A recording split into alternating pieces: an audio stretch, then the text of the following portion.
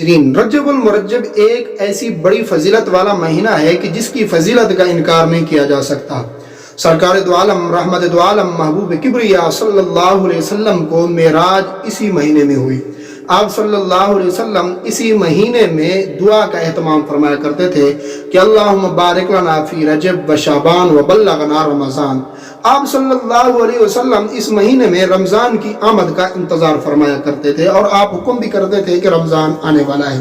محترم ناظرین، اس مہینے کے اندر مسلمانوں میں دو بڑی رسم بد جو جسے کہا جاتا ہے، رسم منحوس جسے کہا جاتا ہے، وہ مسلمانوں کے اندر اب گھر کر چکی ہیں کہ ان کا نکالنا، ان کا ٹالنا بڑا مشکل ہو چکا ہے۔ ان میں سب سے پہلے جو رسم ہے وہ رسم کنڈوں کی ہے۔ محترم ناظرین، اب یہ کنڈے کیا ہیں؟ قرآن مجید کے اندر نہ تو ان کی تصریح ہے، نہ حدیث پیغمبر صلی اللہ علیہ وسلم نے، نہ صحابہ اکرام نے، نہ تبع تابعین نے، نہ امام مجتہدین نے، نہ اولیاء اکرام نے، کہیں سے بھی اس چیز کی، اس رسم کا تعلق نہیں ہے، نہ ثبوت ہے، نہ کسی نے کی ہو، اگر کی ہو تو آگے کسی کو حکم دیا ہو، نہ کی ہو تو کسی کو حکم دیا ہو، حتیٰ کہ اسلام کے کسی بھی روح سے اس چیز کا کوئی تعلق نہیں ہے۔ محترم ناظرین، اب جو لوگ کرتے ہیں وہ یہ اس چیز کو دلیل بناتے ہیں کہ اس دن یعنی کہ 22 رجب والے دن سیدنا امام جعفر صادق علیہ الرحمہ کی ولادت باسعادت ہے، تو اس لیے ہم جو ہے یہ رسم کر رہے ہیں۔ تو محترم ناظرین، اب یاد رکھیں کہ سیدنا امام جعفر صادق علیہ الرحمہ، اللہ تعالیٰ ان کی قبور پر کروڑوں رحمتیں نازل فرمائے، ان کی ولادت کے ساتھ اس کا کوئی تعلق نہیں ہے۔ محترم ناظرین، چونکہ یہ رسم ایک مشہور، انڈیا کے مشہور ریاست رامپور میں سے، اور رامپور کے ایک گھرانے سے جو مشہور تبرائی اور روافظ کا گھرانہ تھا، جن کا کردار یہ تھا کہ وہ لوگ دین کے اندر، وہ لوگ شریعت کے مسئلوں میں بدعات بھی کرتے اور الہاد بھی کرتے، بدعات اور الہاد کر کے آگے مسئلہ پہنچا دیتے۔ محترم ناظرین، یہ جو رسم ہے وہیں سے نکلی ہے اور چلتے چلتے ہمارے مسلمان کے گھروں میں آ گئی ہے۔ اب اس کا نکالنا بڑا مشکل ہو چکا ہے۔ اب اگر کسی کو کہا جائے تو وہ کہتے ہیں نہیں جی اس کا فلاں سے تعلق ہے، فلاں سے تعلق ہے، تو یہ یاد رکھیں اسلام میں اس چیز کا کوئی تصور نہیں ہے، کیونکہ ایک رسم ہے اور رسم بد ہے۔ اصل حقیقت کیا ہے؟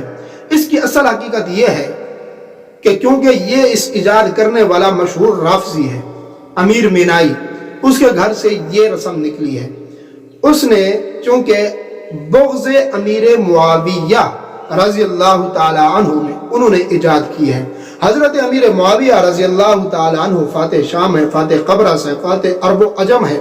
آپ نے 64 لاکھ مربع میل کے حکمران، اور آپ نے آدھی دنیا میں محمد کے اسلام کا پرچم لہرایا اور کافروں کے قلعوں کو مسمار کر دیا، فتح کر دیا۔ تو اس لیے کافروں کو ان سے چڑھ ہے، اس لیے ان کی وفات پر یہ لوگ اس رسم کو ایجاد کرتے ہیں، بناتے ہیں اور خوشی خوشی لوگوں میں تقسیم کرتے ہیں کہ نعوذ باللہ اس دن جو ہے وہ اہل بیت کا دشمن جو ہے دنیا سے چلا گیا تھا، تو اس لیے یہ رسم ہم کر رہے ہیں۔ لیکن وہ بانگ دہل نہیں کہتے، پردے میں لگ کر چھپ کر اس کو رات کو پکایا جاتا ہے اور صبح سے پہلے ہونے تک، صبح تک یعنی کہ اس کو ختم کر دیا جاتا ہے۔ محترم ناظرین، اس رسم کا اسلام کے اندر کوئی تعلق نہیں ہے۔ اس میں جتنے بھی فرقے ہیں وہ سب اس کو حرام قرار دیتے ہیں کہ یہ اسلام کے اندر ناجائز ہے۔ محترم ناظرین، دوسری رسم جو ہے وہ ہے 27 رجب کا روزہ۔